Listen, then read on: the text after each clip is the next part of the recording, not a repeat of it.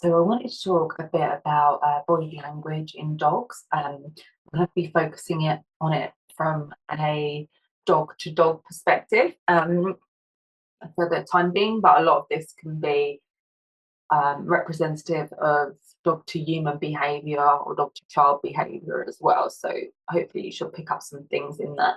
I think people might have dogs visiting, so having an awareness of canine body language can obviously be really, really helpful. So polite cut-off signals that a dog can show to indicate that it doesn't want any more attention or interaction with the other dog can be a head turn, so looking away from the person or dog. Yeah, as I mentioned, it can be person as well. Sniffing the ground. If you imagine you're in a lift with a stranger and they're creeping you out a little bit, you might look at your nails, or you could get your phone out, or do some other displacement activity. Maybe you play with your hair, clean your glasses. Something to focus the attention away from you and give your hands and body something to do. Scratching, obviously scratching can be because of fleas or other parasites, but often a dog will scratch if they're a bit stressed as well. Licking their lip very quickly, so licking the top of their nose or licking the lip very swiftly, again, sign cut-off signal. Yawn and shake off can also be a stress relieving behaviors. So they're all good choices. They're polite cut-off signals that the dog is showing. So having a real eagle eye and recognizing these signals as they come up will help you be able to read your dog and take steps to identify any situations that they're a bit uncomfortable in and help them really. So interest in other dogs, very soft eyes, if they're blinking, relaxed ears.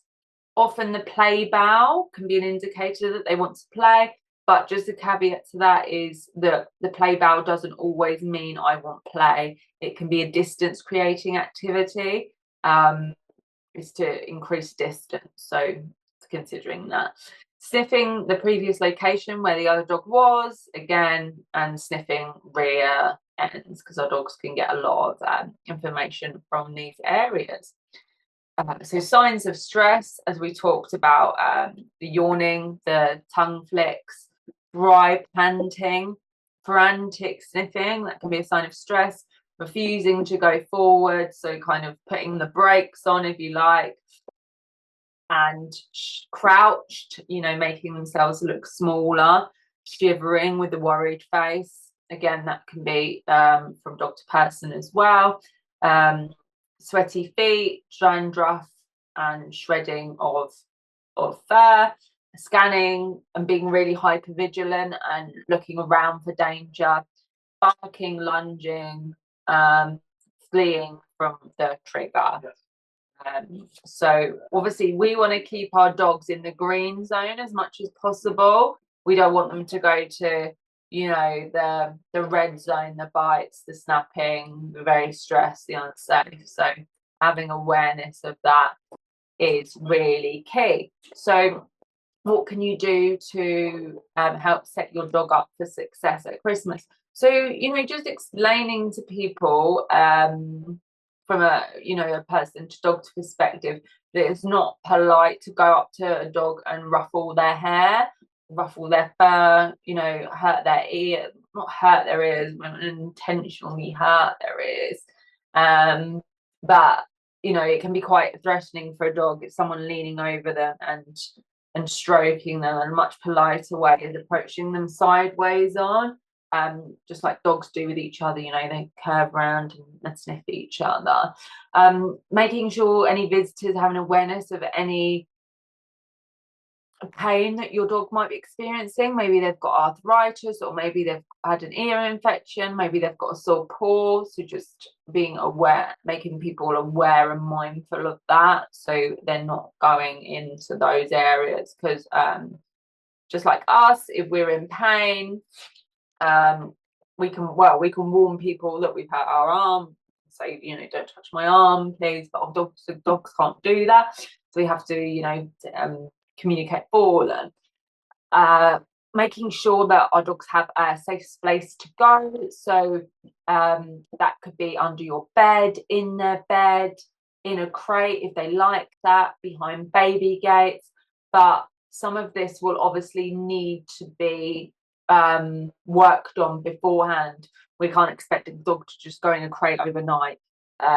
We need to make sure that we're making positive associations with it, giving them lots of great treats and food in that area without shutting the door straight away. You know, can you imagine being in a, I don't know, a cardboard box, and then you just mind your own business reading a book, and then someone just shuts and sellotapes you in?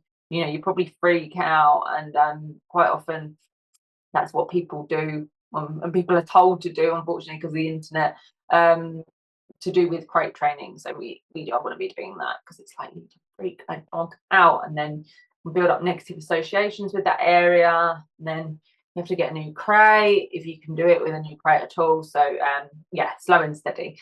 Also making sure that dangerous food is out of reach, so grapes, raisins, mince pies, chocolate, medication, the advent calendar, all out of reach of our dog, because our dogs can only learn to leave things if we are there to tell them to leave it.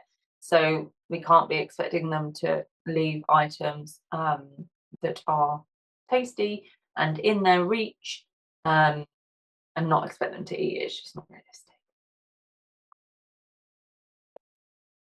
So that's kind of the body language part done. I wanted to talk a bit about maybe Boxing Day walks. So, because I know a lot of my lovely clients talk to me about recall. That's a big challenge for people and dogs at times, and it's a common service that people come to me to see what I can help with.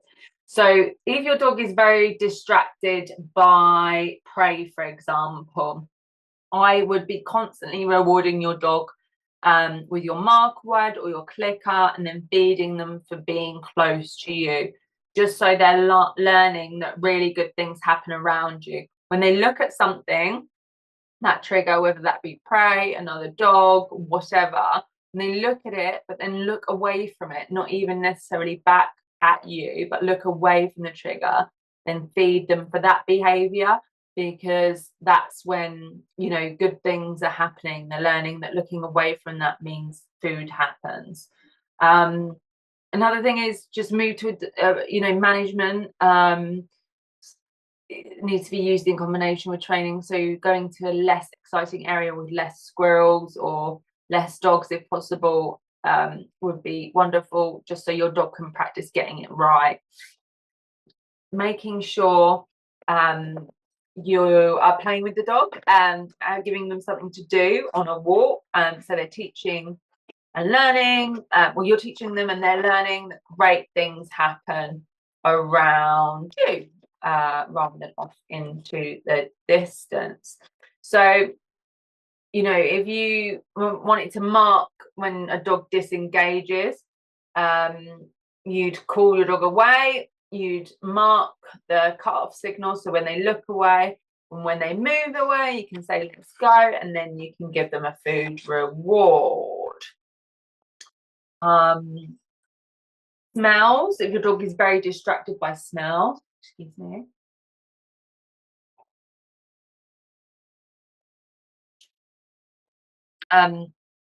Try and make sure that your dog has ample sniffing opportunities.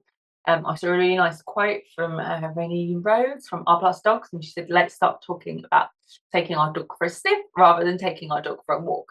Because dogs can have up to 330 million scent receptors in their nose, which is incredible. And certainly in adolescence, the adolescent period that dogs go through, these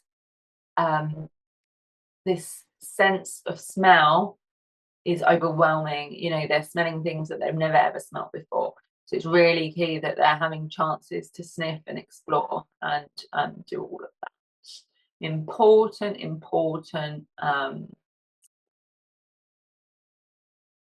opportunity and hobby. But obviously, learning to come away from scent is important as well, because you've got to go home and um, get your log ready to put in your tummies, not in your dog's tummy. But practicing coming away from sniffs with something else that smells exciting is a good idea. So you're matching what your dog is seeking with what you're giving them as such. So we're matching what they're looking for with what they're giving them. A bit like if you're looking for job satisfaction and you, I don't know, join a not-for-profit organisation, perhaps that'll be a better career choice for you than joining a business that doesn't have the values maybe that you have and is purely for money or something else. So yeah, think about what your dog is seeking and how you can provide them in an official way. So you're going to have a lot of cardboard boxes, I imagine, on Christmas Day, but making sure that all sellotapes been removed from them and all staples or anything like that is a really sensible idea, because a box is very entertaining for a dog. You can do kind of 50 different things, I think, with the cardboard box. You can create a destroy box, so you can pop your dog's treats or their kibble in the box and then layer it with paper, providing that that's right for your dog. And then pop some more treats on top and then layer it again. Make that an exciting destroy box for your dog. You can obviously do that with a cardboard box too. Not cardboard box, beg your pardon, egg box too. And make it harder for your dogs by adding balls and things like that. You can also hide liver paste under the flaps and then fold them over, so your dog has to work out how to get into the little parcels, their own little their present hunt for them on Boxing Day or Christmas Day, whatever you like. And that can keep them entertained. So I hope you all have a lovely Christmas, and I will see you next year, and have a great one. Take care. Bye.